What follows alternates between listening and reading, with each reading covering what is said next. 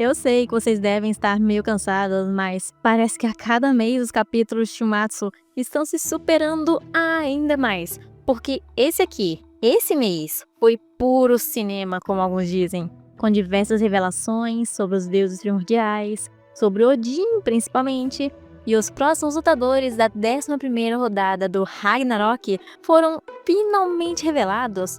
Depois de tanto tempo de espera que muitos fãs já estavam desesperados para ver quem ia lutar. Mas vamos com calma, porque tem muita coisa pra gente falar sobre esse capítulo 97 de Shumatsu no Valkyrie. E começando pelo início, já que não tem como começar pelo fim, a Gol foi sequestrada, como sabemos, e estava lá com o Nostradamus e o Sigurd, ficando surpresa como sempre, com o Sigurd-sama lá parado e se perguntando como que ele estava bem, pelo que deu a entender. Então deve ter acontecido algo bem ruim com ele, ou provavelmente a Gol pensou que ele estava morto. E o Nostradamus só respondeu, dizendo que não aconteceu nada a ele, porque o Nostradamus é o seu médico, e que ele foi aprovado pelo próprio Odin a ser médico do Sigurd. O que significa que, em certos quesitos, eu meio que estava certa. O Nostradamus está mesmo trabalhando pro Odin de uma forma meio secreta, porém, felizmente ou infelizmente, sem trair a humanidade, e sim só de uma maneira normal. E nisso, o Sigurd implora por ajuda para deter Odin com o seu plano de ressuscitar os deuses primordiais. E para poder entender isso melhor, ele conta para Gol um mito, obviamente, contando sobre os deuses primordiais. E vocês lembram aquele spoiler do mês passado, falando que isso ia praticamente surpreender todo mundo dos deuses e revelar segredos e tudo? Então, realmente aconteceu isso. Porque o Sigurd disse primeiro que existiam 88 deuses primordiais. O que sinceramente é muita coisa, porque eu imaginava que era, sei lá, um grupinho bem recluso. E que foram esses 88 deuses primordiais que criaram esse mundo, esse céu, e com o tempo, outros deuses foram nascendo aos poucos. Provavelmente também foi eles quem deram origem à própria humanidade.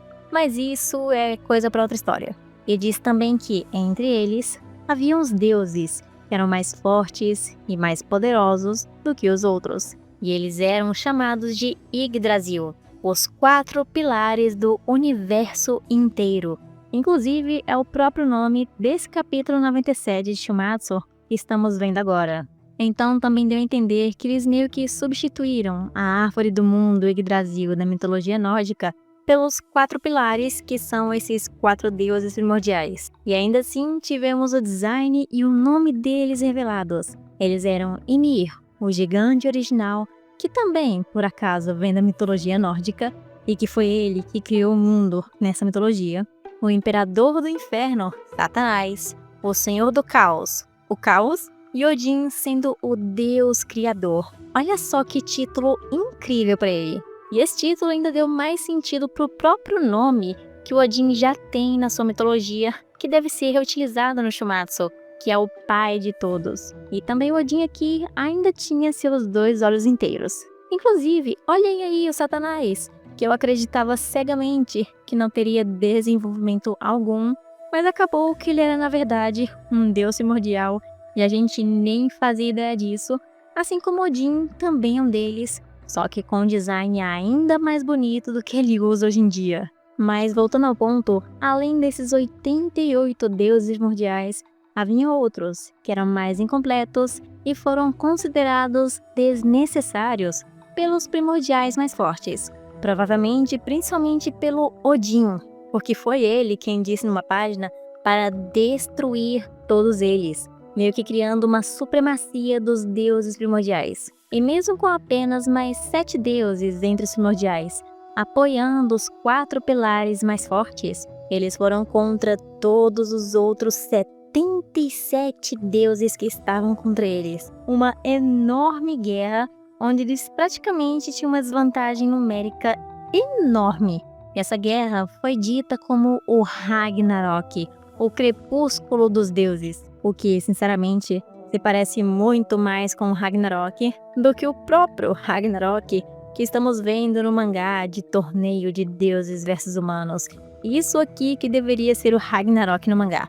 E por incrível que pareça, mesmo com essa desvantagem de mais de 70 deuses, esses 77 não foram nem um pouco paios ao poder dos 4 deuses primordiais mais poderosos e mais os outros que estavam com eles. E eles estavam sendo derrotados completamente aos poucos. E então, esses deuses, na maioria, decidiram que era impossível vencê-los. Então, os sobreviventes decidiram selar os deuses primordiais de uma vez por todas, atraindo eles para um outro lugar longe de onde estavam e usando uma técnica chamada tecido de selamento divino Gleipnir, que na mitologia nórdica é na verdade uma atadura mágica que foi usada para prender o lobo Fenrir, o filho de Loki, até o dia do Ragnarok, já que eles não queriam matá-lo porque aceitaram seu destino.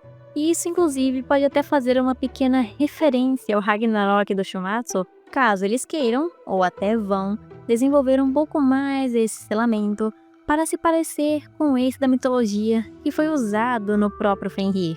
E quando eles finalmente conseguiram selar esses 7 deuses que estavam lá, incluindo Odin, foi à custa da vida de diversos deuses. E deu para ver que a maioria dos outros deuses que estavam lá, inclusive primordiais, morreram ou perderam seus corpos. Mas Izanagi se manteve vivo, provavelmente por ser mais forte que alguns outros deuses, e poucos outros além dele também conseguiram sobreviver, mas por muito, muito pouco. Inclusive, foi com esse selamento que ele adquiriu aquela cicatriz que vemos na sua mão lá no capítulo passado ou retrasado, se não me engano, quando ele salvou a vida do Kita. Porém, ainda existe uma forma desses deuses primordiais voltarem para o mundo de Shumatsu no Valkyrie, o que todos nós queremos que aconteça. Isso porque antes os 4 deuses mais fortes, ou os pilares, serem completamente selados, eles imbuíam suas divindades em tesouros divinos, e que se tornaram receptáculos deles mesmos, como se toda sua vida estivesse completamente concentrada nessa única arma ou objeto que os representam, e lançaram para bem longe, se espalhando por aí, como se fossem esferas do dragão.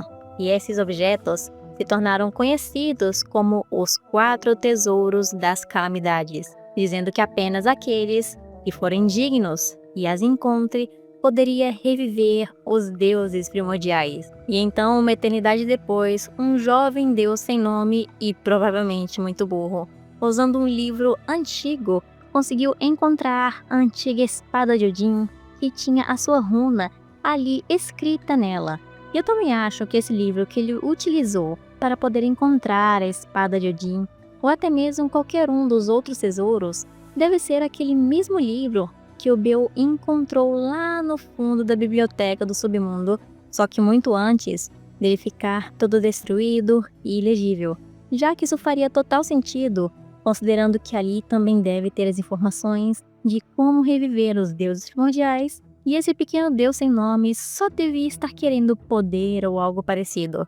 Então, quando aquele rapaz pegou a espada de Odin, chamada Glam, ele conseguiu se fundir com a runa de Odin e adquirir o seu poder, mas provavelmente da forma que ele não imaginava, já que ele não era mais esse deus sem nome, e sim, o próprio Odin tomou conta dele e do seu corpo completamente, o controlando de uma maneira em que ele não conseguia fazer mais nada. E isso só me faz pensar se o Beowulf não foi amaldiçoado, ou porque ele não era digno de ter um deus primordial encarnado nele, depois de ter encontrado aquela caveira, que é o objeto especial desse deus primordial, ou simplesmente porque o Satanás, por algum motivo, não conseguiu tomar completamente seu corpo, então somente em aqueles momentos específicos o Satanás conseguia se manifestar nele. E é exatamente por isso que o Beowulf acredita que é uma maldição e não uma possessão como deveria ser. Mas de qualquer jeito, isso aqui também confirma que o Odin que conhecemos não é o mesmo Odin, deus primordial, um dos pilares, e deve ser por isso que ele não foi dado como o deus mais forte nórdico, e sim o Thor quando ele foi lutar. E também deve ser esse o motivo pelo qual Odin quer reviver os deuses primordiais, especialmente para poder recuperar todo o seu poder, mas também reviver os outros deuses primordiais e conseguir destruir todos os outros que restaram, incluindo o Izanagi, que estava lá e sobreviveu no momento em que eles foram selados. E também deve ser por isso que o Odin quer o Sigurd, para torná-lo um receptáculo dos deuses primordiais. Ou também porque o Sigurd sabe demais da origem de Odin.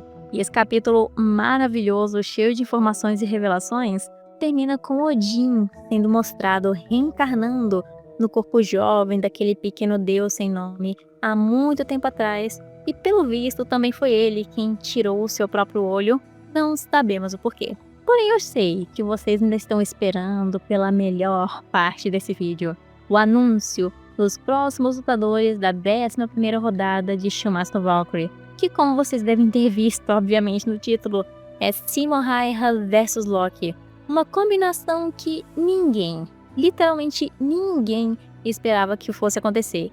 E se alguém falar que já sabia ou esperava por isso, aposte que ele está mentindo. E pelo que deu a entender nesse capítulo, foi o próprio Nostradamus quem contou essa informação, já que não tivemos nenhuma foto ou aparição em específico de nenhum dos dois personagens para deixar 100% claro.